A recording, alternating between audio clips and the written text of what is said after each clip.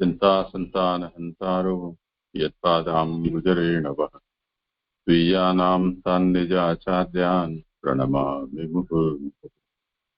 यदनुग्रहतो जन्तुः सर्वदुःखातिगो भवेत् तमहं सर्वदा वन्दे श्रीमद्वल्लभनन्दनम्।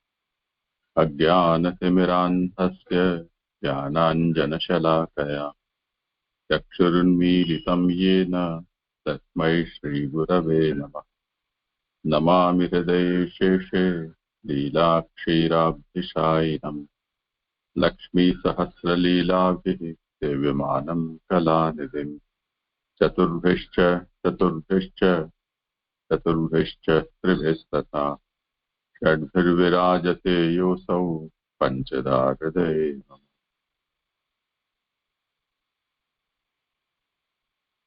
करो आरम्भ।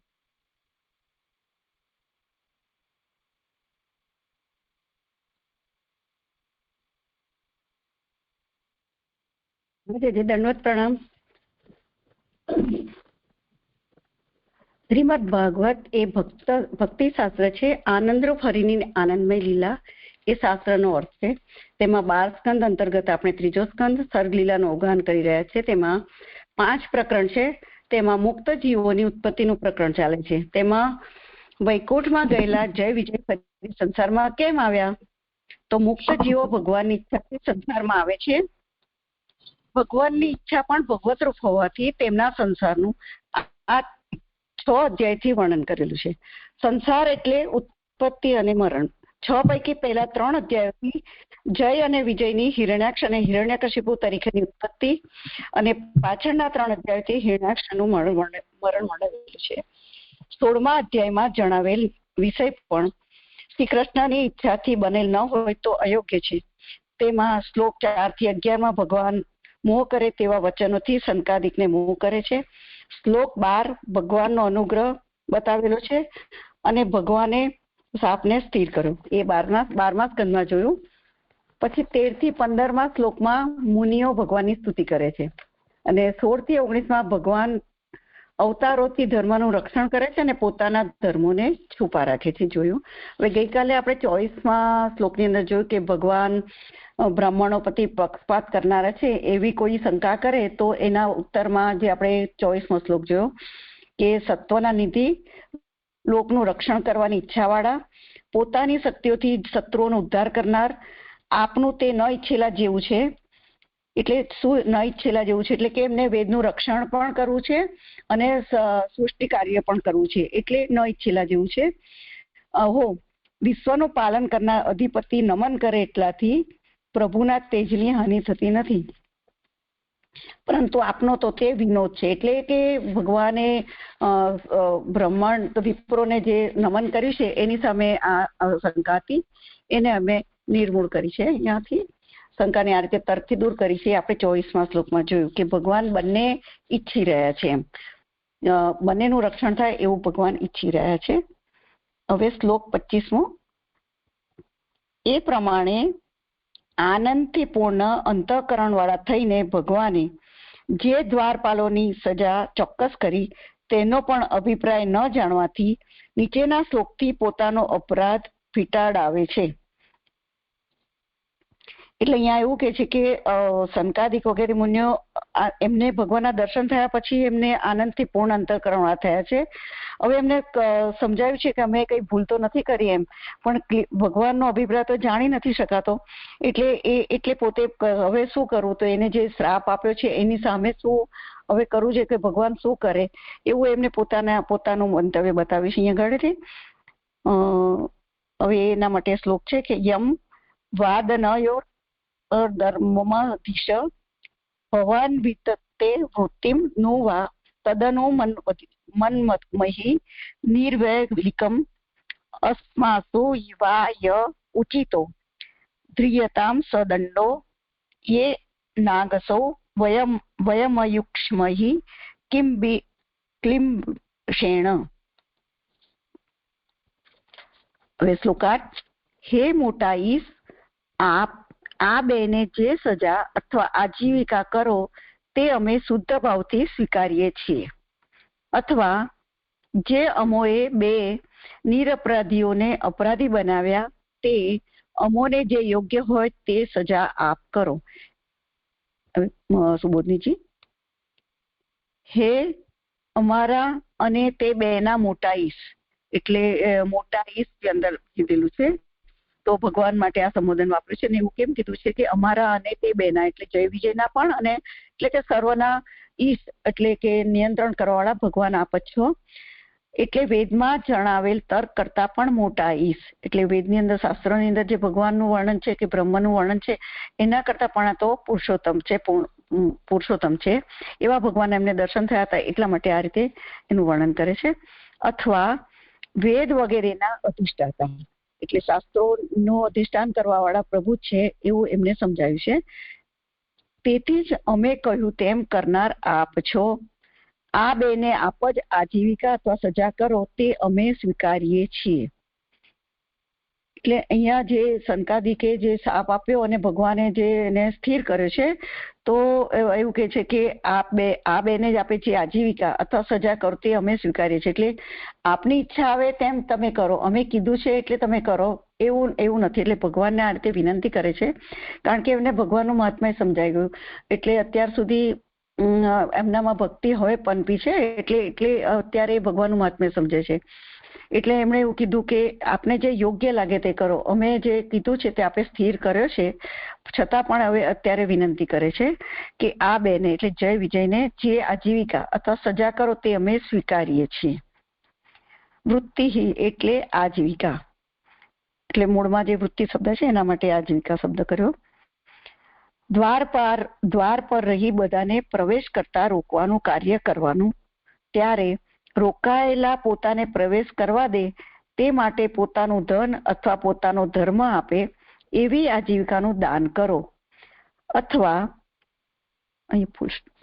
દાન કરો, 1 નંબરની ફૂટનોટ છે કે આ વિકલ્પ પ્રમાણે અમે પણ અમારો ધર્મ આપીએ છીએ એવો આજીવિકાના દાનનો સ્વીકાર જાણવો, એટલે કરેલો જાણવો એમ.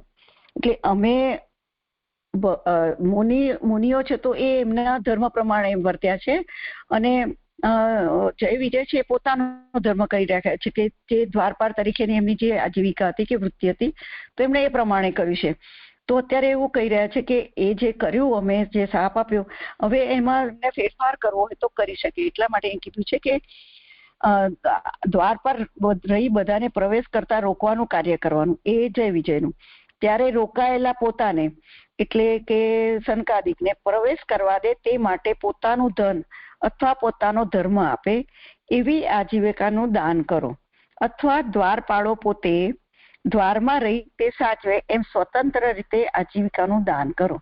એટલે આપ અત્યારે એમને શાપના અંતર્ગત જે ભૂમિ પર જવાનું છે એની સામે સનકાદિક એવું કહી રહ્યા છે કે અમે કીધું છે ભલે, પણ હવે તમે એવું પણ કરી શકો છો કે એટલે ભલે સ્થિર કર્યો છે એમની જે શાપ આપ્યો એ, પણ તમે એમને આજીવિકા એટલે ફરીથી દ્વારપાળ તરીકેનું કાર્ય સોંપો તો પણ અમને વાંધો નથી.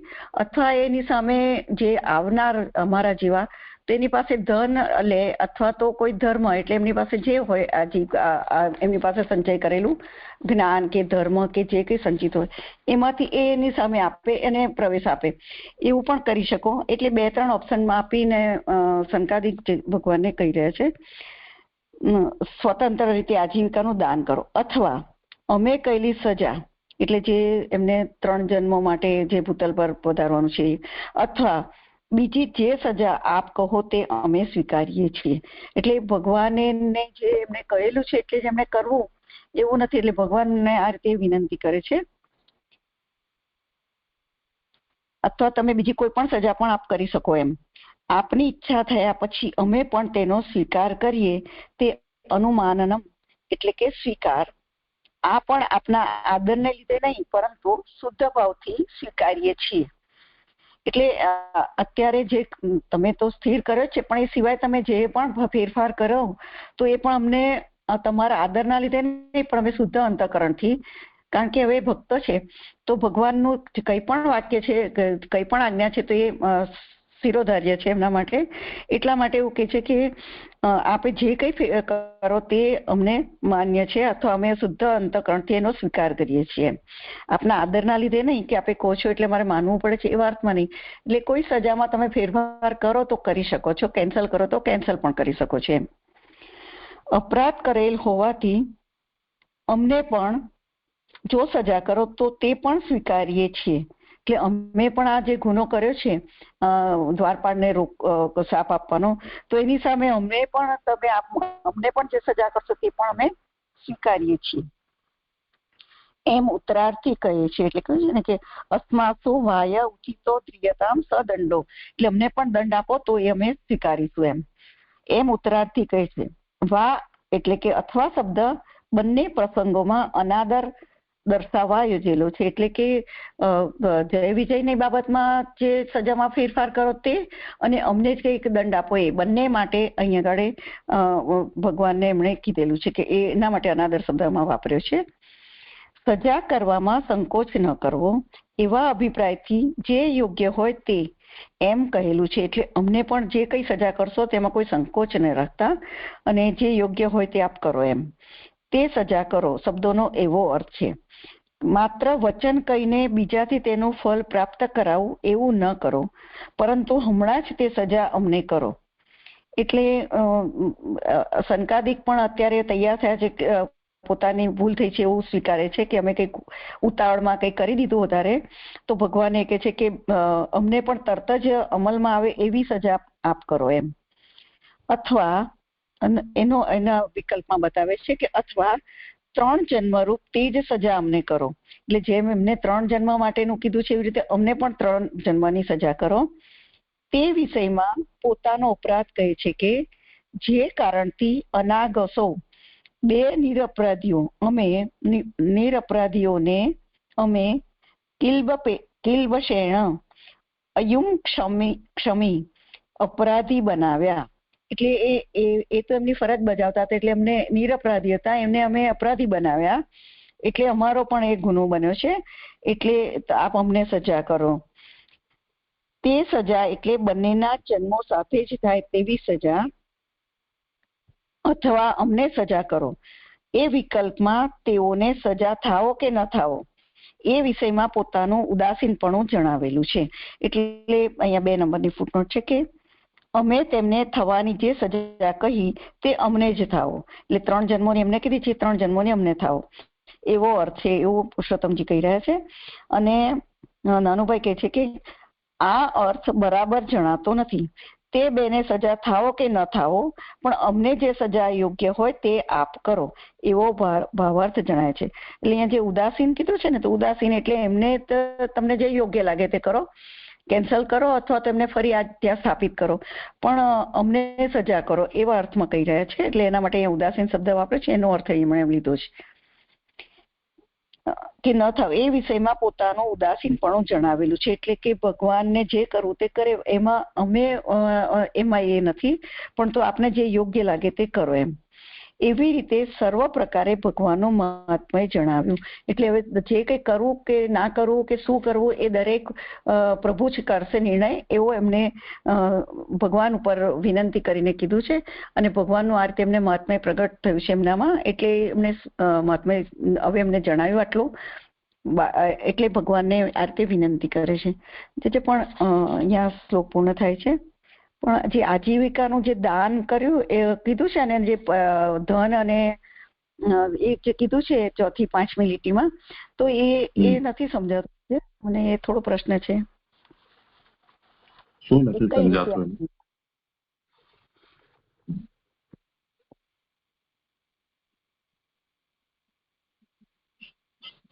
એમાં શું નથી સમજાતું? એટલે ભગવાનને જે જય વિજયને આજીવિકા કરવા માટે જયારે પ્રવેશ આપે એની સામે ધન આપે, અથવા તો એ રીતે જે કીધું ને કે કંઈ પણ આપીને દાન કરીને અંદર એન્ટ્રી આપે, ધર્મ આપે અથવા આજીવિકાનું દાન કરો, તો એ જય વિજય જેવા બીજા કોઈ પણ જ્યાં વૈકુંઠમાં પ્રવેશ માટે આવે તો એને કંઈક આપે, એવી રીતે એમને કહેવા માંગે છે કે જય વિજયને કંઈક આપે અને એમને પ્રવેશ આપે. આ જે અથવામાં 3 વિકલ્પ બતાવ્યા છે ને, તો એ આજીવિકા જય વિજયને કેવી રીતે આપવા જણાઈ રહ્યા છે સમજાતું નથી. જે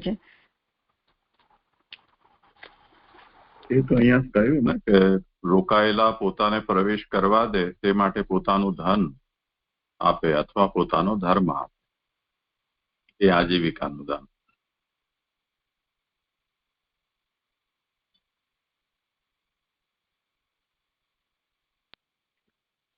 બીજા કોઈને ભલે. હા થયું છે. હા જી પ્રણામ. કોકિલાબેન આ જરા ફરી સમજાવજો મને. ના સમજ. માત્ર વચન કહીને બીજાથી તેનું ફળ પ્રાપ્ત કરાવવું એવું ન કહો, એવું ન કરો, એ નથી સમજાયું મને. જય જય પ્રણામ. હા, તે એના ઉપરના વાક્ય સાથે જોડાય છે કે અનાદર સજા કરવામાં સંકોચ ન કરો એવા અભિપ્રાયથી જે યોગ્ય હોય તે એમ કહેલું છે. તે સજા કરો શબ્દનો એવો અર્થ છે કે માત્ર વચન કહીને બીજાથી તેનું ફળ પ્રાપ્ત કરાવો એવું ન કરો, પરંતુ હમણાં જ તે સજા અમને કરો. એટલે એ સજાના ભાગરૂપે કોઈ જગ્યાએ કોઈના સંતોષ થાય એમને એમ કે હા હવે કરીશું, જોઈએ છે એમ, એવી રીતે ટાળવાની વાત નથી. પણ તો હમણાં જ અમને એની ઇફેક્ટ થાય, એટલે મીન્સ કે અમને સજા લાગુ પડે. અમે અપરાધ હમણાં કર્યો છે તો હમણાં જ અમને કોઈ પણ યોગ્ય હોય તેવી સજા કરો. એટલે સજા માંગવાની વિનંતી કરી છે ને, એટલે માત્ર વચન કહીને નહીં, એટલે ખાલી બોલવામાં નહીં પણ ખરેખર અમલમાં મુકાય એવી રીતે એમ. મને તેવું સમજાય છે. ભાર આપવા માટે માત્ર એ પેલું બરાબર, માત્ર વચન કહીને એટલે ખાલી તમે બોલો નહીં, પણ આ બીજાથી તેનું ફળ પ્રાપ્ત કરાવવું એવું ન કરો, એ નથી મેન જોડાતું મારું. એટલે ખાલી તમે બોલો નહીં પણ અમને સજા કરો એ તો સમજાય, પણ બીજાથી તેનું ફળ પ્રાપ્ત કરાવવું એવું ન કરો. એટલે બીજાથી તેનું ફળ પ્રાપ્ત કરાવવું એ નથી સમજાતું. એટલે પ્રણામ. હા, કોઈને કરવું હોય સમાધાન તો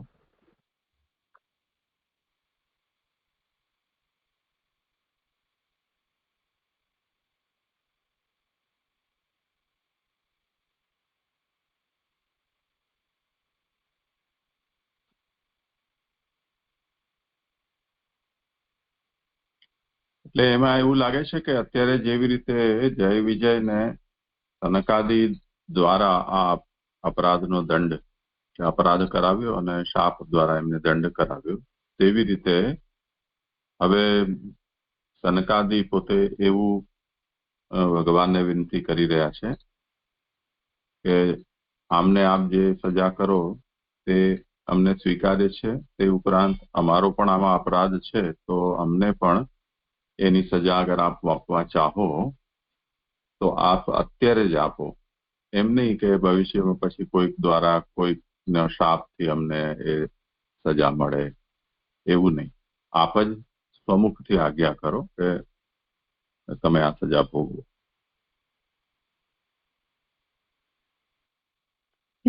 થયું. એટલે આ વાક્ય એ સંકાદી પોતાના માટે જણાવી રહ્યા છે ભગવાનને, એવું જ ને? હા હાજર થયું. હા પ્રણામ.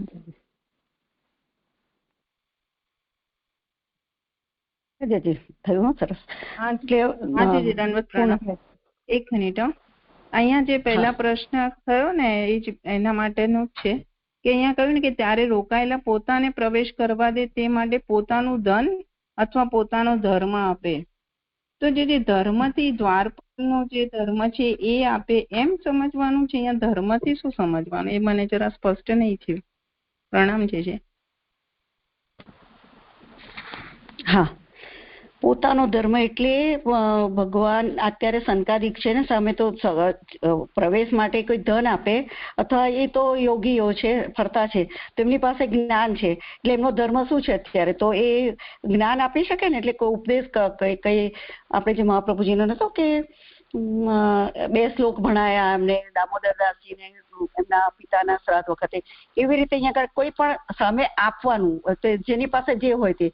તો આ મુનિઓ પાસે ધર્મ છે તો ધર્મ આપે, એટલે જે આવનાર હોય એ પોતે કંઈક આપે અને પછી એને પ્રવેશ આપે, એવી કોઈ વ્યવસ્થા કરો એમ. જે આ વખતે એમને રોક્યા એની સામે 2-3 ઓપ્શન બતાવ્યા છે સંકાદિકે, કે ભગવાન એવું કહે છે કે તમે આવું કરો આવું કરો, એવી રીતે અહીંયા આગળ ધન અને ધર્મ 2 કીધું છે. તો જેની પાસે જે હોય તે ધર્મ, એટલે એવા અર્થમાં મને લાગે છે. દંડવત પ્રણામ. હા, જે જ્ઞાનરૂપી ધર્મ એમ સમજવાનું છે ને અહીંયા. જ્ઞાન રૂપી પણ હોઈ શકે, અથવા તો કોઈ પ્રકારની સિદ્ધિ પુણ્ય જે અર્જિત કરીને કે અહીંયા સુધી કોઈ વ્યક્તિ પહોંચે તો એમને એમ તો પહોંચી ન શકે ને.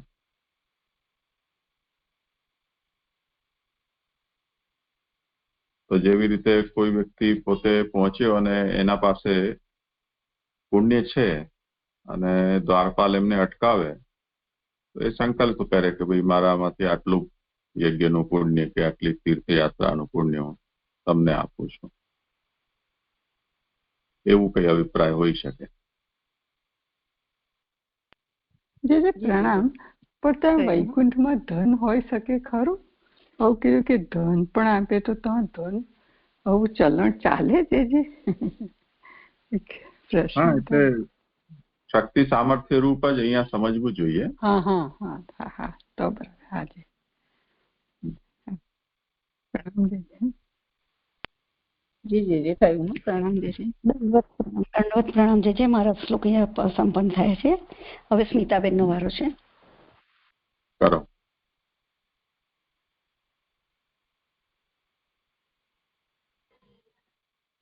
દંડવત પ્રણામ જય.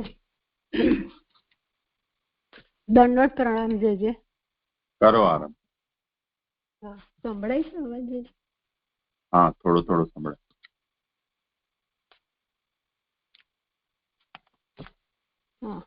હવે આગળના શ્લોકમાં જોયું આપણે કે સંકાદી મુનિ કહે છે કે અમને અથવા તો એ બેને જે આપ ઈચ્છો તે સજા કરો. એમાં કોઈ કે છે અમને વાંધો નથી, જે તમે સજા કરશો એ અમે સ્વીકારીશું. એવી રીતે એ ભય પામે છે. તો હવે ભગવાન જાણે છે કે એમને ભય થયો, તો એ પોતે હવે સ્વીકારશે કે શાપ તો મેં જ આપ્યો છે. હવે 26મા શ્લોકની ઉત્થાનિકા. ભગવાન તો તેઓને શાપ આપવાથી ભય પામેલા જાણીને શાપ પોતે કરેલ એટલે કે આપેલ હોવાનું નીચેના શ્લોકથી કહે છે. શ્રી ભગવાન ઉવાચ એતો સુરેતર ગતિમ પ્રતિપદ્ય સદ્ય સંરંભ સંભૃત સમાધ્યનું બદ્ધ યોગો ભૂયઃ સકાશમુપ યાસ્યત આસુયોવઃ શાપો મય્યેવ નિહિતસ્ત દૈવેત વિપ્રાહા.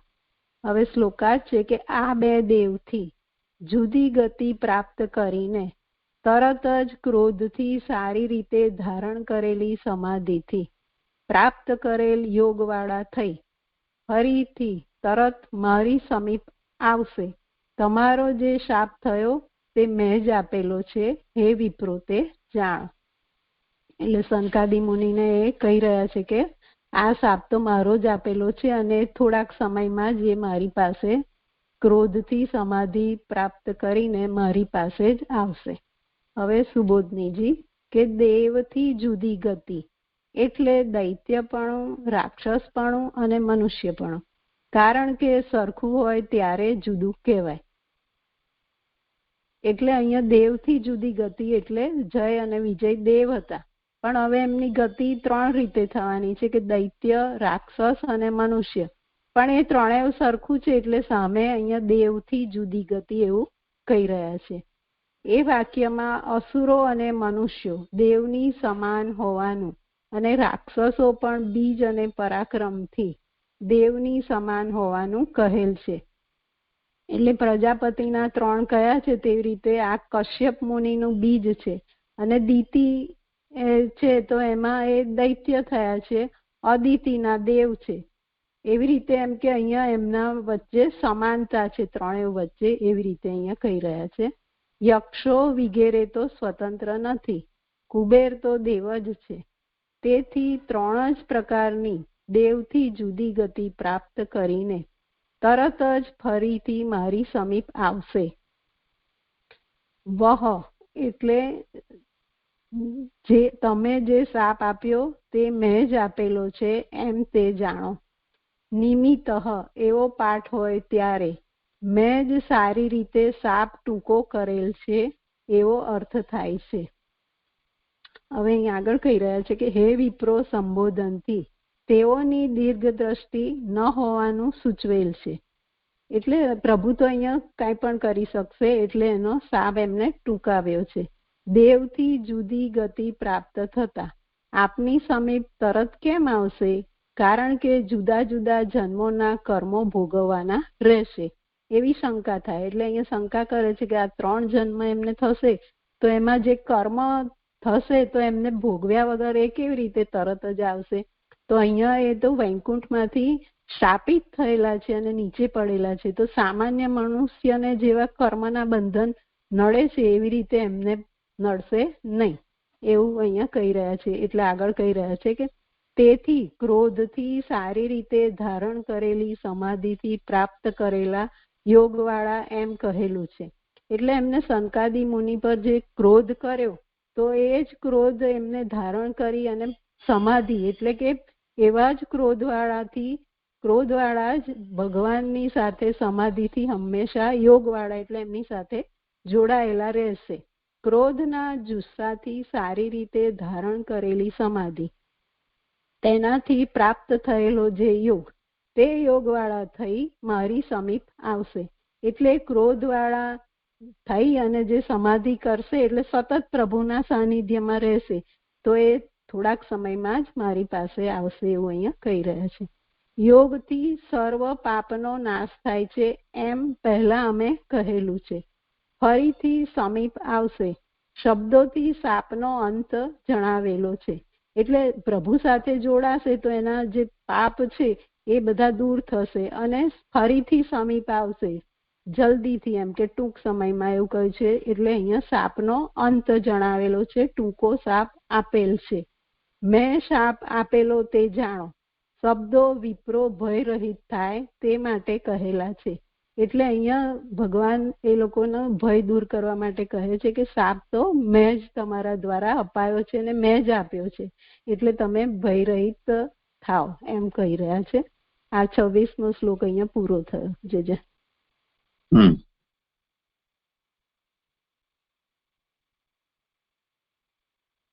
કઈ હોય વિચારની? આ દૈત્યપણું, રાક્ષસપણું અને મનુષ્યપણું એટલે ગઈ વખતે પણ આપે સમજાવ્યું છે કે એક જ જાતિ એટલે આમ તો એ મનુષ્ય આકૃતિમાં જ હોય બધા અને દેવ એના જે જુદા ગુણ હોય અને આમના પણ જુદા હોય તો એ રીતે અહીંયા જુદા કહેવાય છે. આપે ગઈ વખતે કહ્યું હતું કે ગધેડા અને ઘોડા, તો અહીંયા પણ એ મનુષ્ય આકૃતિ છે પણ એમના જે અમુક ગુણો હોય એનાથી એ જુદું કહેવાય. એટલે બતાવે છે આમ કે સમાન છે પણ દેવથી જુદી ગતિ એવું કહ્યું છે. એ જે હું બરાબર સમજી છું? એટલે મૂળમાં જે સુરેતર ગતિમ શબ્દનો પ્રયોગ છે એની આ વ્યાખ્યા છે. સુર એટલે દેવ, એનાથી ઇતર, તો સુરગતિથી ઇતર પ્રકારની ગતિ પ્રાપ્ત કરશે. તો એનાથી શું સમજવું? તો આપણે તો હવે જાણીએ છીએ કેમ કે ભગવાને જે અભિપ્રાયથી કહ્યું તે વખતે તો એમના જન્મ થયા ન હતા, પરંતુ હવે આપણે જાણીએ છીએ કે એકમાં એ લોકો તિથિથી પેદા થયા, તે પછી રાક્ષસ થયા, તે પછી શિશુપાલ અને દંતવક્ર કરીને એ મનુષ્ય થયા. તો આ ત્રણેય ગતિ જે છે એ સુરગતિ એટલે દેવથી જુદા પ્રકારની ગતિ એમને પ્રાપ્ત થઈ.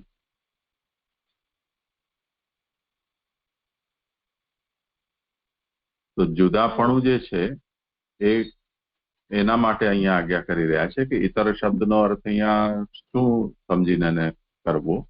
તો ઇતરત્વમ સમાને ભવતી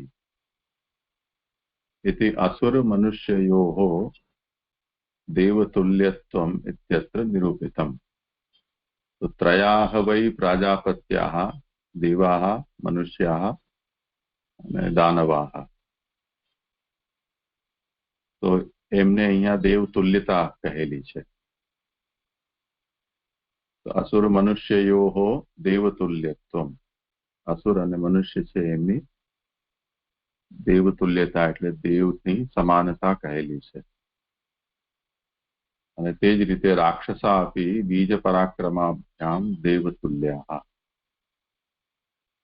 રાક્ષસો પણ તમે જે બરોબર વ્યાખ્યા કરી એમના પરાક્રમથી અને કશ્યપ છે એ એના સંબંધથી દેવના તુલ્ય ગણાય છે. એટલે આમને આ 3 ગતિ શા માટે આપી? તો એનું અહીંયા સ્પષ્ટીકરણ આપ્યું છે કે જે ઇતરતા જે કહેલી છે એ સમાનમાં ઇતરતા. એટલે એમ નહીં સમજવાનું કે કોઈકને મનુષ્યથી ઇતર ગતિ એમ કહેવામાં આવે. ધારો કે તો મનુષ્યથી ઇતરનો મતલબ પશુ, પક્ષી, વૃક્ષ એવું થાય. પણ બ્રાહ્મણથી ઇતર ગતિ એવું જો કહેવામાં આવે તો વૈશ્ય કે ક્ષત્રિય કે શૂદ્ર એમ મનુષ્યના અંતર્ગત જ બ્રાહ્મણથી ઇતર ગતિ એવો એનો અભિપ્રાય સમજવામાં આવે. એવી રીતે અહીંયા પણ સુરથી ઇતર ગતિ એનો અભિપ્રાય એમ નહીં કે કોઈ કૂતરા બિલાડા કે એવા કોઈ પશુ પક્ષી થઈ જવું, પરંતુ દેવથી ભિન્ન તો દૈત્ય, રાક્ષસ અને મનુષ્ય. આજે સરસ સુંદર સમજાય.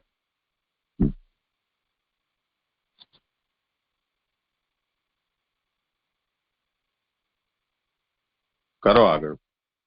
હા, આજે હવે શ્લોક 27 અને 28 એની ઉત્થાનિકા.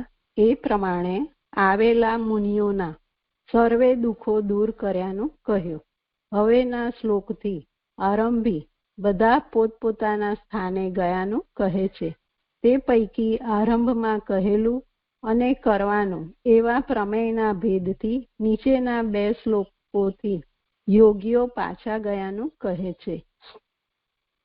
હવે અહીંયા કહ્યું છે ને કે તેથી તે પૈકી આરંભમાં કહેલું અને કરવાનું એટલે પ્રભુએ જે મનમાં વિચાર કર્યો તો તે, અને પછી હવે જે બધું કાર્ય અમલમાં આવશે એ અહીંયા પ્રમેયના ભેદથી એવું મને સમજાય છે. હવે શ્લોક. બ્રહ્મોવાચ અથ તે મુનયો દ્રષ્ટવા નયનાંદ ભાજનમ વૈકુંઠમ તદ અધિષ્ઠાનમ વૈકુંઠમ ચ સ્વયં પ્રભુમ. 28મો શ્લોક. ભગવંતમ પરિક્રમ્ય પ્રણિપત્યાનુમાન્ય ચ પ્રતિજગ્મુઃ પ્રમોદિતાઃ સંતો વૈષ્ણવીમ શ્રિયમ. આમાં એક સુધારો છે ઉત્થાનિકામાં. તે પૈકી આરંભમાં કહેલું નહીં પણ કરેલું.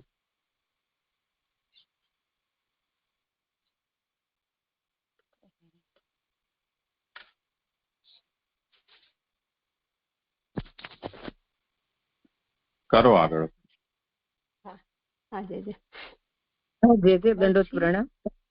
પ્રજાપતિના 3 છે એટલે શું એ ન સમજાણું.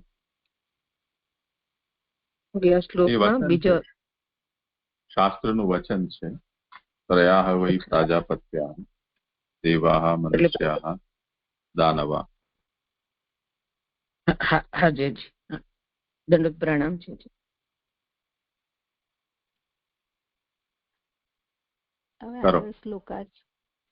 આગળ શ્લોકાર છે. પછી નયનોના આનંદના પાત્રરૂપ વૈકુંઠના અને તેમના ધામ તથા પોતે પ્રભુરૂપ વૈકુંઠના દર્શન કરીને ભગવાનની પરિક્રમા કરી તેમને પ્રણામ કરી અને તેમની રજા લઈ આનંદ પામેલા તે મુનિઓ વિષ્ણુની સંપત્તિની પ્રશંસા કરતા પાછા ગયા.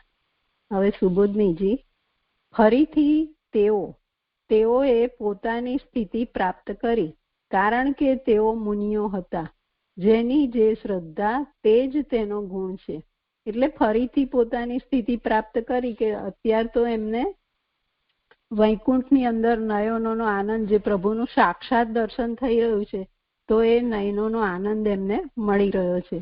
પણ હવે એ પોતે જે જગ્યાએ પાછા ફરવાના છે તો મુનિઓ હતા, મનનશીલ હતા અને બ્રહ્મવાદી છે, એટલે હવે પોતાની સ્થિતિ ફરીથી પ્રાપ્ત કરશે એવું હું સમજી છું. તેથી ઉલટું હોય તે દોષ છે. તેઓ દેહની અંદર જ ભગવાનના દર્શન કરતા, બહાર ન કરતા, અને બહારનું દર્શન તેમને લાભકારી ન હતું. એટલે અત્યાર સુધી તો એમને ભગવાનનું દર્શન અંદર જ થતું હતું, પોતાના હૃદયની અંદર જ. પણ હવે અત્યારે એમને બહારનું દર્શન થયું, પણ ફરી પાછા એમની સ્થિતિમાં આવવાના છે પાછા, એટલે હવે એમને બહારનું દર્શન નહીં થાય, પાછા આંતર જ દર્શન થશે. તેથી એ પોતાની ફરીથી સ્થિતિ પ્રાપ્ત કરી. તેથી તેઓ પાછા ગયા. બહારના ભગવાનના દર્શનથી એક ગુણ થયો એમ નયનોના આનંદના પાત્રરૂપ શબ્દથી કહેલ છે. કારણ કે પરમ ઐશ્વર્યના સંબંધને લીધે રૂપ વગેરેના ભેદથી 5 પ્રકારે સુખના વિભાગ કરી તેનો અનુભવ કરતી ઇન્દ્રિયો પોતે સાધનરૂપ હોય જીવને પણ સુખ કરનારી થઈ, અને આ ભગવાન આનંદની મૂર્તિ અને લાવણ્યના પૂરરૂપ હોય નયનોના આનંદના પાત્ર છે. એટલે અત્યાર સુધી તો એમને જે ભગવાનના દર્શન થયા તે નયનોના આનંદના પાત્ર છે, અને એ બધી ઇન્દ્રિયોથી એમને પરમ ઐશ્વર્ય જે ભગવાનનું છે તો એમને એનો અનુભવ પોતે ઇન્દ્રિય રૂપ સાધનથી કર્યો, અને હવે તે પાત્ર બને છે. એટલે કે આ ઇન્દ્રિયોથી એમને આનંદ લીધો. એમ વૈકુંઠના અને તેમના ધામ વિકુંઠના શબ્દોથી કહેલું છે. એટલે અહીંયા વૈકુંઠ અને વિકુંઠ એ બંને શબ્દોને નીચે સમજાઈ રહ્યા છે કે બંને સમાન રીતે નયનોના આનંદના પાત્ર કેમ કહેલા છે એવો પ્રશ્ન થાય. તેથી પોતે પ્રભુરૂપ છે એમ કહેલ છે. એટલે વિકુંઠ રૂપ પણ પ્રભુ છે અને વૈકુંઠ જે લોકરૂપ છે એ પણ પ્રભુ જ છે. ભગવાન વિકુંઠ લોક પોતે જ છે, અને વૈકુંઠ એટલે ભગવાન પણ પોતે જ છે. છતાં પણ ભગવાન પ્રભુ તરીકે સ્ફુરે ત્યારે તે વૈકુંઠ લોક તરીકે સ્ફુરતું હોવાથી, અને અક્ષર વિકુંઠ લોક ભગવાન હોવાથી બંને તેવા છે એવો અર્થ છે. એટલે બંને રીતે એમને અહીંયા દર્શન થયા, વૈકુંઠના અને જે વૈકુંઠ બનેલા છે ભગવાન વિકુંઠ લોકરૂપ અને વૈકુંઠ ભગવાન બંને રીતે અહીંયા દર્શન થયા. એટલે બંનેને નયનોના સમાન પાત્ર એમ આનંદના પાત્ર કહેલા છે. આ 27મો શ્લોક અહીંયા જે પૂરો થયો, આગળ કારિકા છે, લઈ લઉં જોડે જ. હા, હવે ભવિષ્યનું કૃત્ય 28મા શ્લોકમાં કહેલું છે. એક જ મિનિટ. હા, જે અહીંયા સુનીતાબેને જે પ્રશ્ન કરેલો ને 15મા શ્લોકમાં, એ સામગ્રીની સંપત્તિની વાત અહીંયા આવી હોય ને એવું લાગ્યું, એટલે મેં કીધું કે અહીંયા કહ્યું ને કે સાધનરૂપ હોય જીવને પણ સુખ કરનારી થઈ. એટલે અને શ્લોકાર્થમાં પણ કહ્યું કે આનંદ પામેલા તે મુનિઓ વિષ્ણુની સંપત્તિની પ્રશંસા કરતા પાછા ગયા. એટલે આ સંપત્તિ જે સામગ્રી આપે કહ્યું હતું ને એ અહીંયા સ્પષ્ટ થાય એવી વાત છે, એવું સમજાયું. પ્રણામ. એ આગળ આવશે. આ સંપત્તિ એટલે શું એ આગળ આવે છે કારિકામાં. જે પ્રણામ. એક મિનિટ સ્મિતાબેન, મને આ એમાં નથી ઉત્થાનિકામાં સમજાયું. તે પૈકી આરંભમાં કરેલું અને કરવાનું એવા પ્રમેયના ભેદથી એ નથી સમજાતું જે અને શ્લોકમાં પણ છે થોડું. મને પ્રણામ જે એટલે અત્યારે આ શ્લોકમાં કરેલું એનું વર્ણન થયું, અને હવે કરવાનું ભવિષ્યનું કૃત્ય એ આગળ બતાવશે. પ્રમેયના ભેદથી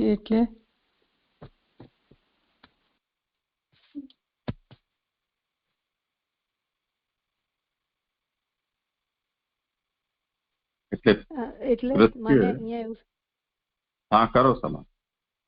હા, એટલે મને અહીંયા એવું સમજાય છે કે પ્રમેયના ભેદથી એટલે એ પૈકી આરંભમાં કરેલું અને કરવાનું એવા પ્રમેયના ભેદથી. એટલે પ્રભુએ જે હવે એમની સ્થિર કરી દીધી શિક્ષા, તો એ અહીંયા કરેલું અને પછી હવે જે આગળ એ લોકોના જન્મો થશે અને જે કરવાનું છે તે, એવું મને સમજાય છે. જે પછી આ બરોબર ના સુધારજો. દંડવત પ્રણામ. મને પણ આ પ્રમેયના ભેદથી જે ઉત્થાનિકામાં છે એનો જ પ્રશ્ન હતો. તો અહીંયા જે બે છૂટું પાડ્યું છે, અવાજ નથી આવી રહ્યો જરા પણ.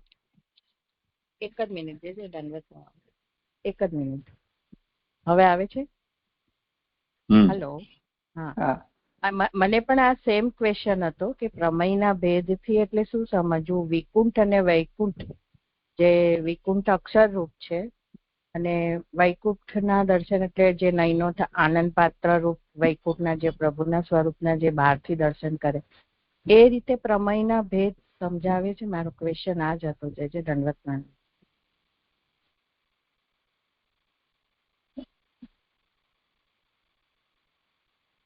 એટલે કરેલું એ એક પ્રમેયનો ભેદ છે અને બીજું કરવાનું એ બીજો પ્રમેયનો ભેદ છે. એટલે કૃત કરિષ્યમાણ પ્રમેય ભેદેન. તો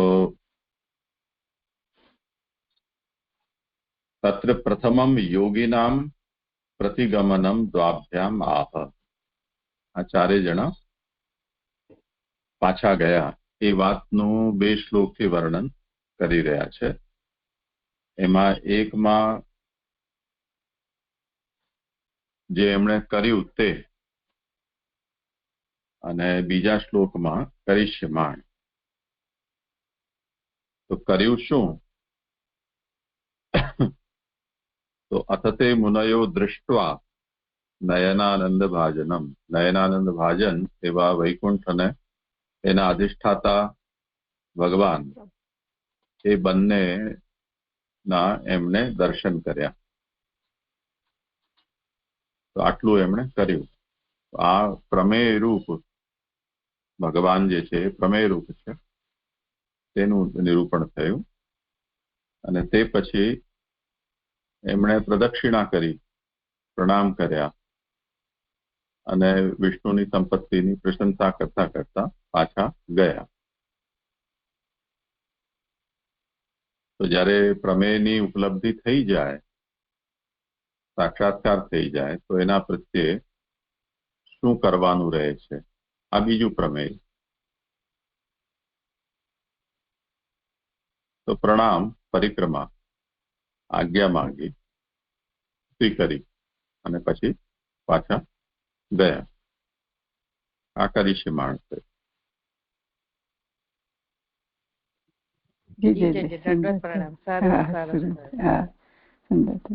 પછી તે શ્લોકમાં આવે ને કે બહારનું દર્શન લાભકારી ના હતું, તેથી તેઓ પાછા ગયા.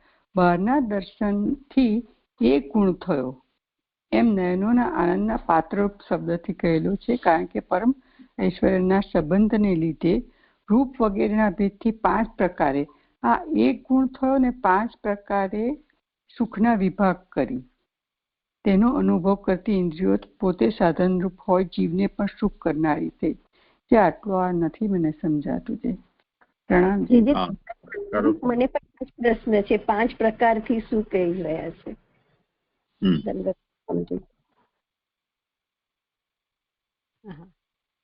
એટલે જે મને અહીંયા 5 પ્રકાર એટલે તન માત્રાઓનું અહીંયા બતાવે છે કે ઇન્દ્રિયો, એટલે મને એવું સમજાય છે કે શબ્દ, રસ, રૂપ, સ્પર્શ અને ગંધ, એમ 5 પ્રકારે સુખના વિભાગ થયા એમના ઇન્દ્રિયોથી સાધન રૂપ થઈને. આ 5 પ્રકારે એમને સુખ મળ્યું એવું મને સમજાય છે. જે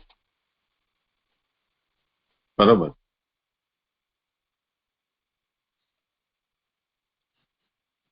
એક ગુણ કીધો તે દર્શનથી એક ગુણ થયો. હા, તો એમને ખાલી દર્શન જ થયા ને. હા, એ એક ગુણ થયો. અને આ 5 પ્રકારે 5 તન માત્રા ગણવાની અને તેનો અનુભવ કરતી ઇન્દ્રિયો પોતે સાધનરૂપ હોય જીવને પણ સુખકારી થઈ. એ સાધનરૂપથી શું સમજવાનું છે? પ્રણામ. એટલે એના ભગવાનના રૂપના દર્શન નયનોથી જ થાય છે. તો એમાં ઇન્દ્રિયો છે એ સુખ પ્રાપ્તિમાં કારણરૂપ એટલે સાધનરૂપ. હા જી, હા સુંદર થઈ તે ઇન્દ્રિયો સાથે. હા એટલે જીવને સુખ થાય. હા જે થઈ ગયું. હા સુંદર. પ્રણામ જયજી. દંડવત પ્રણામ જયજી. અહીંયા જે આખું કીધું કે એ લોકોને એ પોતે એની પાત્રતા એવી હતી કે એ પોતે યોગીઓ હતા તો અંદર જ ભગવાનના દર્શન કરતા, બહાર નતા કરતા, અને છતાં પણ એમને જે પ્રભુએ બહારના દર્શન આપ્યા તો એમને લાભકારી ન હતું. એ આ સેન્સમાં કે એ પોતે અંદર જ યોગીઓ હતા, એમની પાત્રતા જે હતી એ રીતે સમજવાનું છે, લાભકારી ન હતું. એટલે આગળ એ બતાવ્યું છે કે બ્રહ્મ જ્ઞાનીઓ મુનિ છે આ લોકો અને મનનશીલ છે, તો એ આંતર દર્શન જ કાયમ પ્રભુનું કરે છે. અહીંયા તો વૈકુંઠમાં આવ્યા તો એ પ્રભુનું એમને સાક્ષાત દર્શન થયું છે. તો હવે એમને તો ખાલી જો નયનના આનંદ થયો છે, બધી ઇન્દ્રિયોથી તો એ બ્રહ્મ જ્ઞાની છે એટલે બધી ઇન્દ્રિયોથી એમને પ્રભુનું કરવાની નથી સેવા, એ આ મનનથી કરી રહ્યા છે. એટલે એમને હવે ફરી એમની સ્થિતિ પ્રાપ્ત કરશે તો પછી એમને બહારનું દર્શન લાભકારી નહીં થાય. એમને તો આંતર દર્શન જ લાભકારી છે, એટલા માટે અહીં કહ્યું છે કે લાભકારી ન હતું. જે મને આવું સમજાયું છે, ભૂલ હોય તો સુધારજો. જે એટલે यदि ભક્ત હોય તો ભગવાનના દરેક સ્વરૂપમાં અને દરેક રીતે ભગવાનના અનુભવમાં એની સમાન રુચિ હોય. પ્રભુ જેવી રીતે પણ સુખ પ્રદાન કરે. પણ આ યોગી છે એટલે જેમણે અનેક જન્મો સુધી કે અનંતકાલ સુધી ચિત્તવૃત્તિનો નિરોધ કર્યો હોય, બહાર જતી ઇન્દ્રિયો છે એને ભીતર તરફ વાળી હોય, તો બધું આંતર જ અનુભવ કરવાનો કે સાક્ષાત્કાર કરવાનો અભ્યાસ એમણે કરેલો છે. તો ભગવાન સન્મુખ પણ બિરાજતા હોય તો પણ યોગીનો એમનો સ્વભાવ એને ભીતર જ જોવા માટે પ્રેરિત કરે. એટલે ઘણા લોકોને આપણે જોઈએ કે ક્યાંક દર્શનમાં પણ ઉભા હોય તો આંખ મીચીને ઉભા હોય, તો જબ દર્શન કરને ગયો તો આંખ ક્यों બંધ कर रहे हो? તો अब वो एक जात का સ્વભાવ એવું થઈ જતું હોય છે. એટલે અહીંયા એ રીતે જણાવી રહ્યા છે કે આ એ જ પ્રકારની સાધના કરતા કરતા આંતરદર્શનનો જ એમને અભ્યાસ થયેલો છે. એટલે એમને લાગ્યું કે હવે ઠીક છે, થઈ ગયા તો થઈ ગયા, પણ હવે બહુ વધારે કંઈ બહાર દર્શન કરવામાં એમની અભિરુચિ નથી, એટલે એની ઉપકારકતા એમને નથી જણાતી. અન્યથા ધરણા દઈને ત્યાં જ કેમ ન બેસી જાય કે હવે અહીંયા સુધી પહોંચી ગયા છીએ અને આપને મળવા માટે દર્શન માટે જ આવ્યા હતા, તો હવે અમે અહીંયાથી પાછા નહીં જઈએ. આમને શાપ આપી દીધું તો એમની જગ્યાએ અમને 4 ઉભા કરી દો અહીંયા, અથવા અમને ભીતર વૈકુંઠમાં જ કેમ ન લઈ જાઓ, એવું પણ તો કહી શક્યા હોત ને. પણ એવું કંઈ પણ કર્યા વિના ત્યાંથી એમણે વિદાય લીધી. તો જેની જેટલી સીમા છે કે જેટલી પહોંચ છે એટલું જે પ્રાપ્ત કરી શકે, સાક્ષાત પ્રાપ્ત થયા છતાં પણ વિદાય લઈને જતા રહ્યા. જી જે હા, મારે એ જ સમજવું હતું કે આ લોકોને યોગીઓ હોવાને કારણે જ આ થયું. દંડવત પ્રણામ. સરસ, સુંદર થયું. સુંદર થઈ જાય. હા પ્રણામ. આની સંગતિ આપણે પૂર્વના શ્લોકોમાં પણ આવી છે. ખાલી મેં નોટ કર્યું હતું એટલે ખાલી જણાવું છું કે એક તો 15મા અધ્યાયનો 38મા શ્લોકમાં આનો પહેલા વિષય આવ્યો હતો. પેરેગ્રાફની 5મી પંક્તિ છે કે પહેલા પણ હૃદયમાં તેઓએ એવા જ દર્શન કરેલા, છતાં પણ હવે નયનથી દર્શન કર્યા, કારણ કે તે નયનથી દર્શન ન થાય તેવા હોવા છતાં પોતાની ઈચ્છાથી નયનથી દર્શન થાય તેવા થયા. એટલે ત્યાં મેં પ્રશ્ન પૂછ્યો હતો, મને નહોતું સમજાયું. ત્યાર પછી એ જ અધ્યાયના 43મા શ્લોકમાં 4-6 શ્લોકમાં આવ્યું હતું. 11મી કારિકા પછી જ્યાં સુબોધની પ્રારંભ થાય છે આના, ત્યાં એમણે પહેલા દર્શન કર્યા હતા તેનું સંદર્ભ આવ્યું છે, અને બીજું આ શ્લોકમાં આવ્યું. એટલે ત્યાં પણ એ લોકોએ જે યોગથી એ લોકોને જે દર્શન કરતા હોય છે પહેલા તેનું વર્ણન આવ્યું હતું કે આપે જે દુષ્ટોના હૃદયમાં રહેલા હોવા છતાં પણ તેઓને અદૃશ્ય જ છો. તે આ જે અમારા નયન સમીપ નો રાત પધારેલા નથી, પરંતુ જ્યારે અમારા કર્ણના છિદ્રથી હૃદયમાં પધારેલા ત્યારે જ પાછા દેહની અંદર વાળેલા નયનથી અમે આપના દર્શન કરેલા હોવાથી, એટલે જયારે આ લોકો ભગવાનના દર્શન કરે છે ને ત્યારે એ લોકો ભગવાનને ઓળખી જાય છે કે આ જ ભગવાન છે. તો એનું કારણ અહીંયા જે શ્લોકમાં બતાવ્યું હતું કે કેમ કે એમના પૂર્વ મુનિઓ દ્વારા એમણે ભગવાનના સ્વરૂપનું દર્શન કરેલું હતું શ્રોત્ર દ્વારા, એટલે પછી એ લોકોએ એ રીતે સંગતિ આપે મને બતાવી હતી. તો આ 3 શ્લોક છે જે સમાન છે અહીંયા. જી લાલા, સરસ, સુંદર, સ્પષ્ટ થયું. સુંદર થયું લાલા. અને બીજો એક ક્વેશ્ચન હતો કે અહીંયા એ જે પોતાના નયનોને જે ઇન્દ્રિયો સાધન રૂપ જે ચક્ષુ કીધા હોય, જીવને પણ સુખ કરનારી થઈ, તો જીવને પણ કઈને શું કહેવા માંગે છે? એટલે આ સનત કુમારો જ લેવાના કે બધા ઓવરઓલ બધા? અહીંયા તો એમના માટે જ વાત છે. જી જય. હા,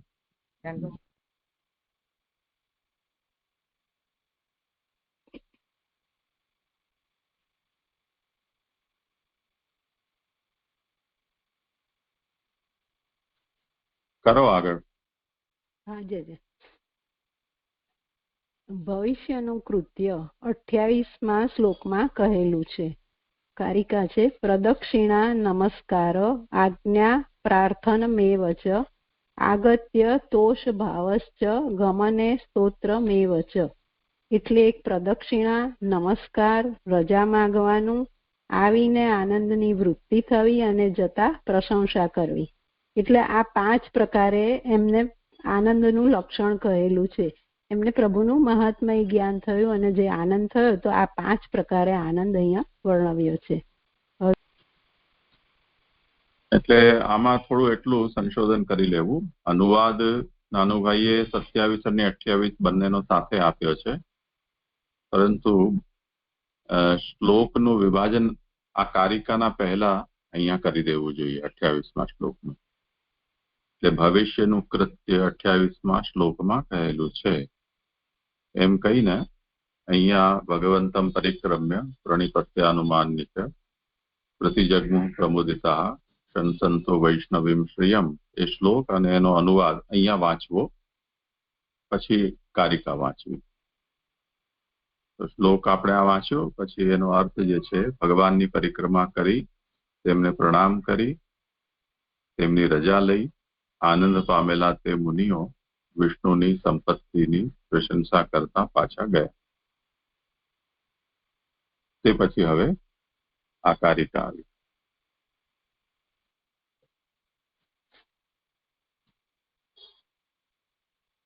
હવે આગળ છે કે સમાગતાનામ પંચાંગમ તોષ લક્ષણ મુચ્યતે યથા ગતિ કાર્યે પ્રસંગમ વાર એ દીતે. એવા 5 અંગ વાળું આવેલા મુનિઓના આનંદનું લક્ષણ કહેલું છે. કામે લાગવાનું અટકાવે, તેથી જેમ આવ્યા તેમ ગયાનું કહેલ છે. એટલે કામે લાગવાનું અટકાવે એટલે હવે એમને જે ફરી સ્થિતિ પ્રાપ્ત કરવાની છે, તો એ અહીંયા વૈકુંઠમાં આવ્યા તો એ પ્રભુના દર્શન જ માત્ર કર્યા. અંદર પણ પ્રભુ એમને બોલાવ્યા નથી કે બહાર પ્રભુ પોતે પધાર્યા છે. એટલે અહીંયા કામે લાગવાનું અટકાવે, તેથી જેમ આવ્યા તેમ ગયાનું કહેલ છે. એટલે હવે એમની જે મૂળ સ્થિતિ છે તે પ્રમાણે ફરી કામ કરી શકે એવું અહીંયા મને સમજાય છે. હવે આગળ જે પ્રકારે આવેલા તે જ પ્રકારે પાછા ગયા એવો પ્રતિજગ્મુનો અર્થ છે, જે અહીંયા 28મા શ્લોકમાં બતાવે છે કે પ્રતિજગ્મુઃ પ્રમુદિતા. બહારના ભગવાનના દર્શન અંદરના દર્શનથી અધિક હોવાથી તેઓ ઘણો આનંદ પામ્યા.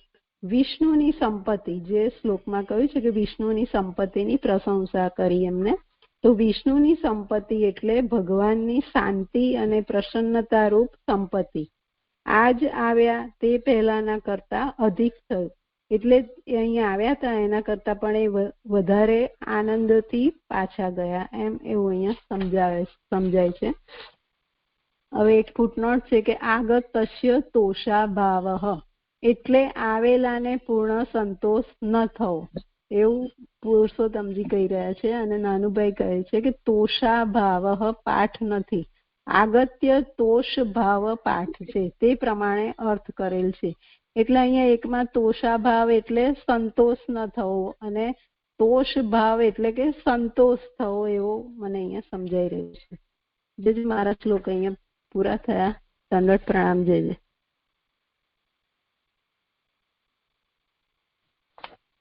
કઈ હોય વિચાર આગળ કરો.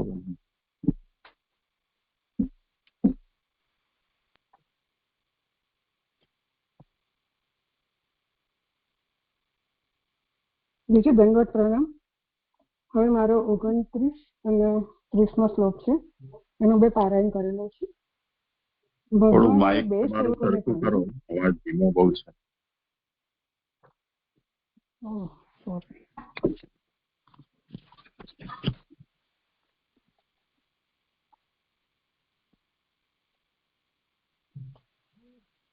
ભગવાને 2 સેવકોને કહ્યું, તમે 2 જાઓ, ભય ન રાખો, કલ્યાણ થાવો. હું બ્રહ્મ તેજને હનવા શક્તિવાળો હોવા છતાં તેમ કરવા ઈચ્છતો નથી, નિશ્ચય મને ઈષ્ટ છે. શ્લોક 30. મારા વિશે ક્રોધના યોગથી બ્રાહ્મણોના તિરસ્કારને તરી જઈ થોડા સમયમાં તમે ફરી મારી પાસે પાછા આવશો. હવે શ્લોક 29માં એની ઉત્થાનિકા. એના પહેલા આપણે જોયું ગયા કે 27 ને 28 ને 26 શ્લોક કે લૌકિક હોવાથી, એટલે જ્યારે ભગવાને મુનિઓને કહ્યું કે તમારે જે શાપ થયો, જે આપ્યો છે, તે એવું જાણો કે મેં જ આપ્યો છે. એ શબ્દથી તેઓનું ભય રહિત થાય તે માટે કહ્યું છે. પછી એ પ્રમાણે આવેલા મુનિઓને સર્વ દુઃખો દૂર કર્યાનું કહ્યું 27 અને 28 શ્લોકમાં. તેઓ પ્રદક્ષિણા કરી, પ્રણામ કરી, પ્રભુરૂપ વૈકુંઠના દર્શન કરી અને પ્રભુની રજા લઈ આનંદ પામેલા તે મુનિઓ વિષ્ણુની સંપત્તિની પ્રશંસા કરતા પાછા ગયા. પછી ભગવાન ત્યાંથી પધારી ગયા એમ કહેવા માટે 29મા શ્લોકમાં તેમને, એટલે કે ભગવાને 2 સેવકોનું સમાધાન કર્યું એમ કહે છે. શ્લોક.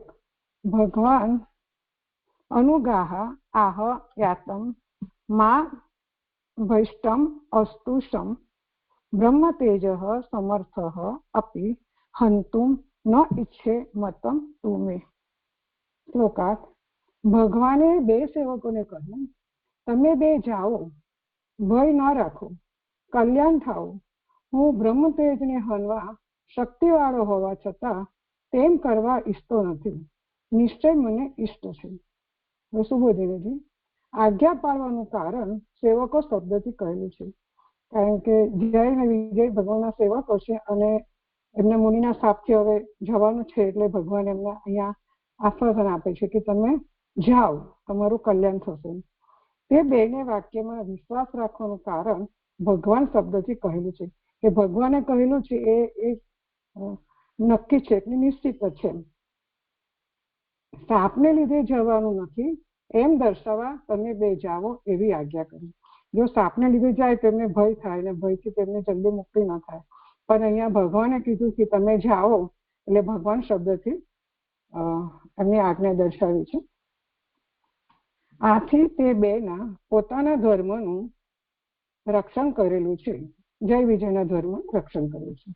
તેથી ભય ન રાખવો, શાપને લીધે જાય તો ભય રહે.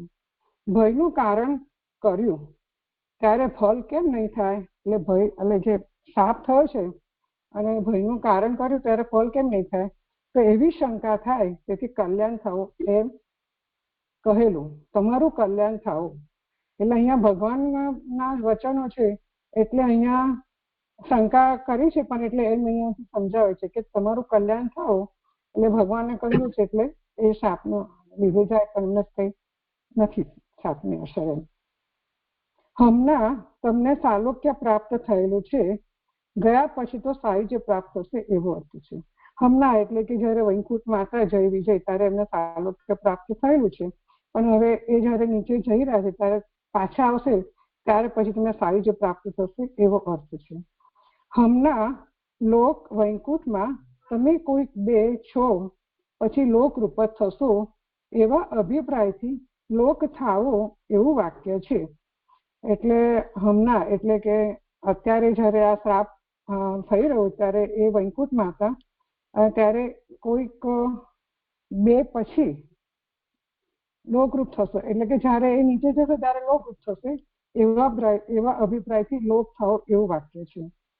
ચરણ શબ્દનો પણ તે જ અર્થ થાય છે. ભગવાનમાં પ્રવેશ કરેલાઓને ચરણમાં સ્થિતિ પ્રાપ્ત થયેલી છે. એટલે જયારે ભગવાનના વચન છે કે તમે જાઓ અને કલ્યાણ થશે, તમે ફરી પાછા આવશો, તો એ વાતને સમજાવી રહ્યા છે કે ભગવાનમાં પ્રવેશ કરેલાઓના ચરણમાં સ્થિતિ પ્રાપ્ત થયેલી છે. તેવા સમયે સમીપપણું તો ઘણું જ હોય છે. એટલે પ્રભુના ચરણમાં છે તો પછી એનાથી વધારે સમીપપણું તો કેટલું દૂર હોય, નજીક જ છે. બ્રાહ્મણોના આદરને લીધે આમ ભગવાન કરે છે એવો પ્રશ્ન થાય, તેથી તેમ નથી એમ ઉત્તરાર્થથી કહે છે. એટલે ક્યારેક એવું છે કે ભગવાનનો આદર કરવા માટે ભગવાન પણ તો કહે છે કે એવું નથી, કારણ કે ઉત્તરાર્થમાં છે કે બ્રહ્મ તેજ સમર્થો અપી હંતુ ન ઈચ્છતી મતમ નુમે. એટલે કે ભગવાનની જ ઈચ્છા એવી છે કે હું શક્તિવાળો છું છતાં પણ ઈચ્છતો નથી, એ નિશ્ચય મને ઈષ્ટ છે એવું અહીંયા ભગવાન કહી રહ્યા છે ઉત્તરાયણમાં. પછી આગળ કહે છે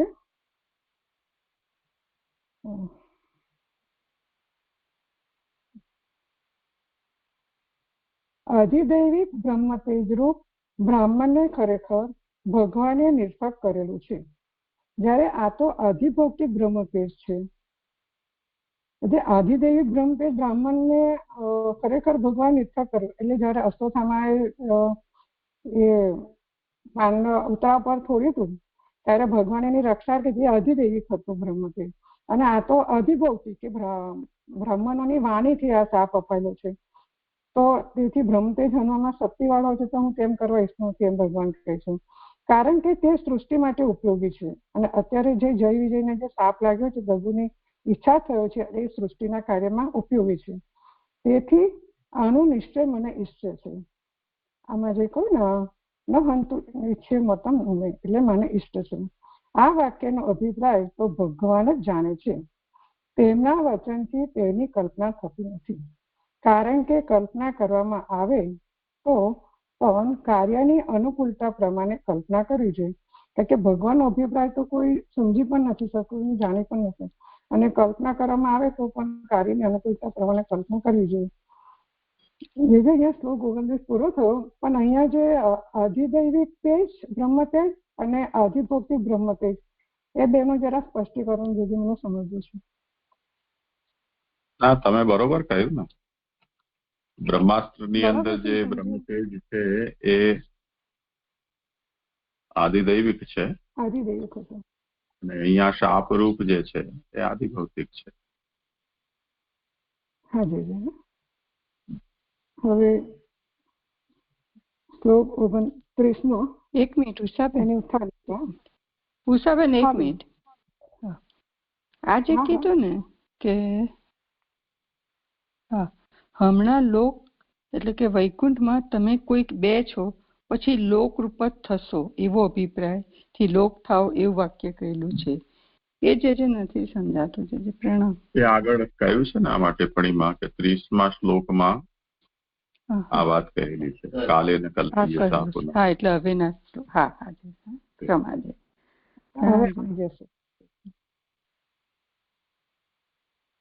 કરું છે હવે. હવે શ્લોક 30 ત્યારે બ્રાહ્મણોના શાપનું શું ફળ એ વિષયમાં નીચેનો શ્લોક કહે છે. કારણ કે અહીંયા બ્રાહ્મણોનો શાપ હતો પણ ભગવાનને ઈચ્છિત ન હતું, અને ભગવાન તમે પાછા આવશો તમારું કલ્યાણ થશે. તો અહીંયા પ્રશ્ન થાય કે ભાઈ બ્રાહ્મણના શાપનું શું ફળ, તો એ વિષયમાં હવે આ શ્લોક આવી રહ્યો છે. મયી સંરંભ યોગેન નિસ્તર્યમ બ્રહ્મહેલનમ પ્રતિ એષ્યતમ નિકાસમ મે કાલેન અલ્પિયસા પુનઃ. શ્લોકાર: મારા વિશે ક્રોધના યોગથી બ્રાહ્મણોના તિરસ્કારને કરી જઈ થોડા સમયમાં તમે બે ફરી મારી પાસે પાછા આવશો.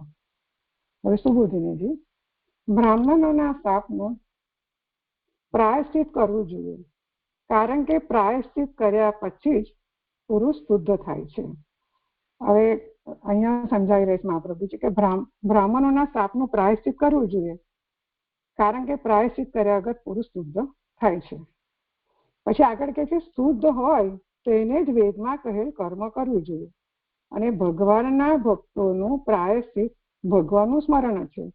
એટલે અહીંયા સમજાવી રહ્યા છે મહાપ્રભુજી કે વેદમાં જે કે કર્મ કરવાનું હોય તો શુદ્ધ હોય તે જ કરી શકે, અને જે ભગવાનના ભક્તો છે એનું પ્રાયશ્ચિત ભગવાનનું સ્મરણ જ છે.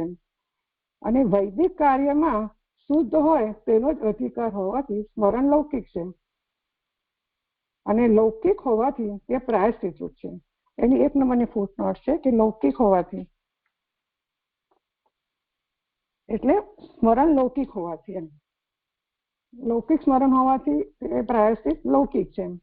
પછી આગળ કહે છે કે સ્મરણનું નિત્યપણું તો પહેલા જ સ્મરણમાં પ્રવૃત્તિ કરનાર અને જ્યાં સુધી ભગવદીય થાય ત્યાં સુધી સ્મરણ કરનારાઓનું સ્મરણનું છે. એટલે અને પછી તો પાપ જ ઉત્પન્ન થતું નથી, અને ભગવાનની ઈચ્છા તે ઉત્પન્ન થાય. એટલે એવું સમજાય છે મને બીજામાં કે સ્મરણનું નિત્યપણું તો પહેલા, એટલે જ્યારે સ્મરણ થતું હોય તેનું નિત્યપણું તો પ્રવૃત્તિ કરનાર ભગવદીય ત્યાં સુધી રહે છે, પણ ભગવદીય ત્યાં સુધી સ્મરણ કરનારનું સ્મરણનું છે, પણ પછી તો પાપ ઉત્પન્ન થતું નથી. કારણ કે જો સ્મરણ કરે છે પાપ ઉત્પન્ન નથી થતું, પણ ભગવાનની ઈચ્છાથી તો તે ઉત્પન્ન થાય. કે જેમ જય વિજયમાં ભગવદીય હતા પણ એમનું પાપ કઈ રીતે ઉત્પન્ન થયું, તો પ્રભુની ઈચ્છા છે. એ રીતના એની બીજી ફૂટનોટ છે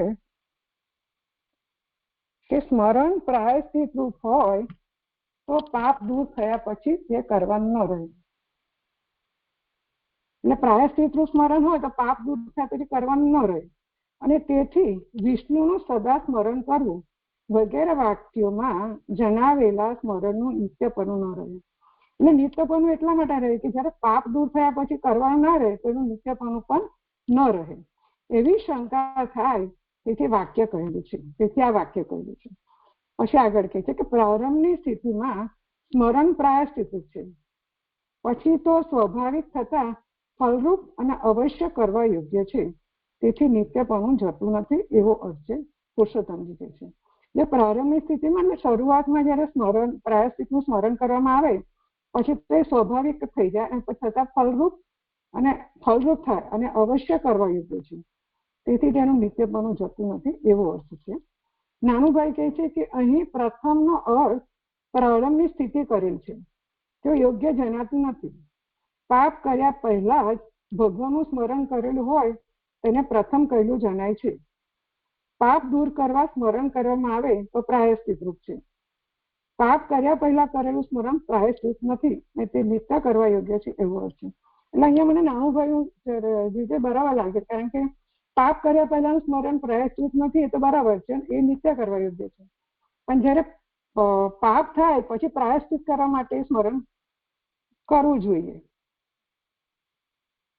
પછી આગળ કહે છે ત્રીજી ફૂટમાંથી આવશે, ભગવાનની ઈચ્છા તે ઉત્પન્ન થાય તેમની ઈચ્છા સર્વથી બલવાન હોવાથી પછી સ્મરણ થવાનું સંભવતું નથી. અહીં ત્રીજી ફૂટનોટ છે કે ભગવદીય થયેલા જય તથા વિજયથી બ્રાહ્મણના તિરસ્કારો પાપ કેમ થયું એવી શંકા થાય તેથી આ કહેલું છે. પછી આગળ કહે છે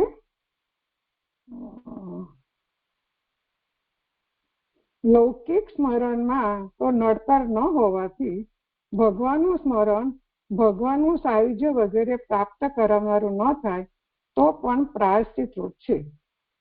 એની 4th અને 5મી ફૂટનોટ છે કે લૌકિક સ્મરણમાં તો નડતર રૂપ ન હોવાથી.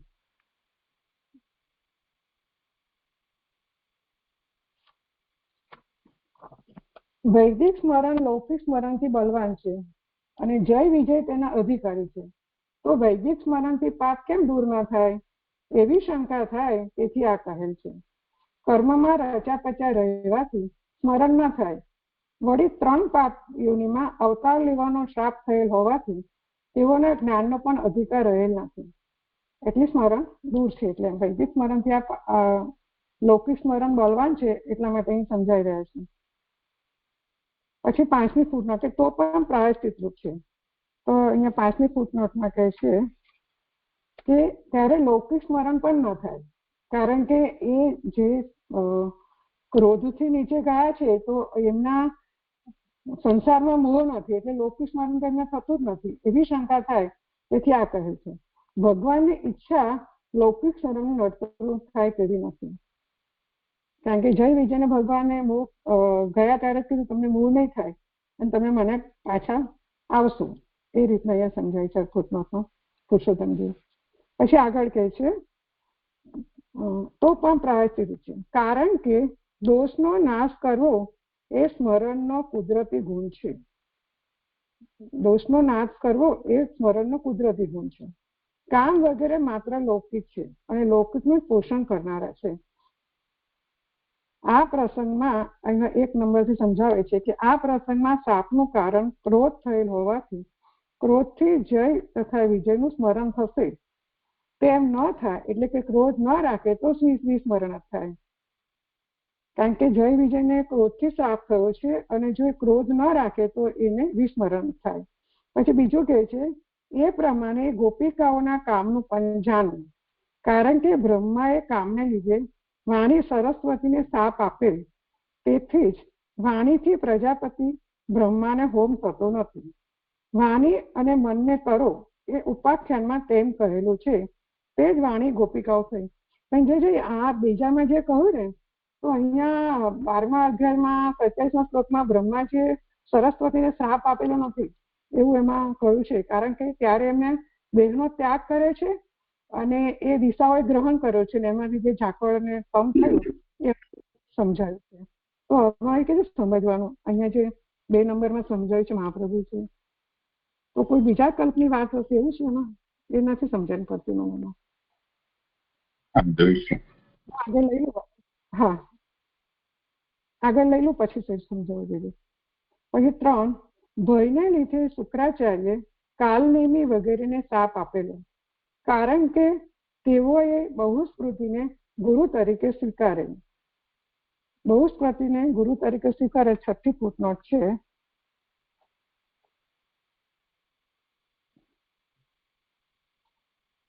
શુક્રાચાર્ય તપ કરવા ગયેલા ત્યારે તેમનું રૂપ લઈ બહુસ્મૃતિ આવેલા, તેમને કાલનેમી વગેરે ગુરુ તરીકે સ્વીકાર્યા એવી બીજા પુરાણોમાં કથા છે.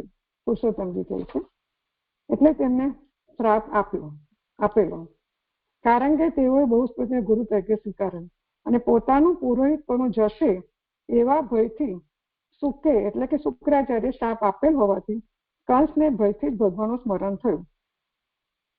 પછી 4થામાં કહે છે અને યોગ્યતા પ્રમાણે જુદા જુદા ઋષિઓના સંબંધવાળા બીજા દેવોને બહુસ્મૃતિ દુર્વાસા વગેરે શાપ આપેલા હોવાથી યાદવો વગેરેને સંબંધિત થતા સ્નેહને લીધે જ ભગવાનનું સ્મરણ થતું.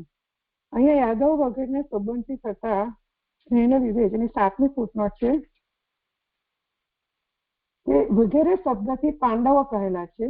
તેઓને શાપ થયેલ એ 5 ઇન્દ્રોના ઉપાખ્યાનમાં પ્રસિદ્ધ છે અને આ ઉપાખ્યાન મને મળી નથી ગઈ કથાનો, અને ગયા વખતમાં સાંભળ્યું પણ એમાં પણ નથી કરેલું. હવે આગળ કહે છે સંબંધ છતાં સ્નેહને લીધે ભગવાનનું સ્મરણ થતું. આ 4 પણ શાપથી તે પ્રમાણે ઉત્પન્ન થયેલા અને તેવી રીતે સ્મરણ કરી તે શાપને તજી પોતાના ભગવદીય સ્વરૂપથી જ ભગવાનને પ્રાપ્ત થયેલા. તેવી રીતે આ પ્રસંગમાં પણ કલ્યાણ ખાઓ. શ્લોક 29 જે કહ્યું પ્રભુએ કે તમે બે જાઓ, ભય ના રાખો ને કલ્યાણ ખાઓ, એ વચન લીધે ભગવાનના સ્થાનની પ્રાપ્તિ થશે અને ભગવાન પ્રતિ ધારણ કરેલ ક્રોધના જુસ્સાના સંબંધને લીધે બ્રાહ્મણોના અત્યાચારો દોષને દૂર કરી મારી નિકાસમ, અહીંયા જે 30મા ઉત્તરાર્ધમાં કહે છે કે પ્રત્યક્ષતમ નિકસમ મેં કાલેના અલ્પેશા પુનઃ, એને સમજાવે છે. અથવા બારણાના કરતા ઘણા પાસે ચરણમાં થોડા સમયમાં ફરી પાછા આવશો એમ કહેલ છે. લોકમાં ક્રોધરૂપ સંબંધ પુરુષાર્થ ન હોવાથી તે પુરુષાર્થ છે એમ જણાવવા યોગ શબ્દ યોજેલ છે કે લોકમાં ક્રોધ પુરુષાર્થ નથી, પણ અહીંયા જય વિજયના અને આ જે 4ને જે શાપ બતાવ્યો છે અહીંયા કંસને શુક્રાચાર્ય આપેલો, કાલનેમીને, પછી યાદવનો, પાંડવોને, એ રીતના અહીંયા સમજાવ્યું છે કે લોકમાં ક્રોધમાં સંબંધ પુરુષાર્થ નથી, પુરુષાર્થ છે એમ જણાવવામાં યોગ કહેલું છે. હવે જે મને આ છેલ્લું ઉપાખ્યાન નથી મળ્યું અને વચમાં આપણે બીજું સાપનો જે સરસ્વતીનો સાપ જે બ્રહ્માજીની વાત આવી ને એનું પણ એ બેને જરા બીજું સમજવું છે. એટલે આ તો મહાભારતની અંદર આનું વર્ણન આવે છે. ઇન્દ્રને અભિમાન થઈ ગયું પોતાની શક્તિનું. તે વખતે એમણે મહાદેવજીનો કંઈ અપરાધ કર્યો ત્યારે મહાદેવજી એમને ઇન્દ્રને લઈ ગયા અને એક ગુફામાં દેખાડ્યું કે એના જેવા બીજા 4 ઇન્દ્રો ગુફામાં પડ્યા છે.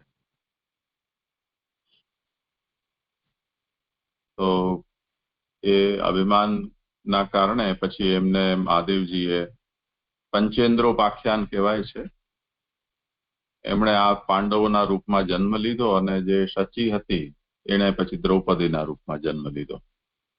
એટલે આ 5 ઇન્દ્ર જ હતા, તે કારણે એની સાથે એનો વિવાદ થયો એવું વર્ણન આવે છે. ને આમાં શું સરસ્વતીમાં શું એ તો પ્રસિદ્ધ છે ને કથા. પણ હા વિજય, પણ આમાં કેવું આપણે ભાગવતમાં 12મા સ્કંદમાં 27 શ્લોકમાં એવું છે એમાં કે સરસ્વતીને સાપ નથી આપેલો, પણ જે એમના મરીચી પુત્ર બધા જે પ્રમાણે એમને બોલ્યા કે આવું કોઈ કર્યું નથી ને થશે નહીં ને એ રીતના, તો બ્રહ્માજી ત્યારે એમને દેહ ત્યાગ કર્યો અને પછી તે દિશાઓએ ગ્રહણ કર્યો ને એમાંથી જે ઝાકળ કે તમ થયું એવું ત્યાં લખેલું છે ભાગવતમાં. તો હવે આમાં સાપનું કઈ સમજવાનું એવું પ્રશ્ન? ના, એ પરસ્પર સાપ છે. તો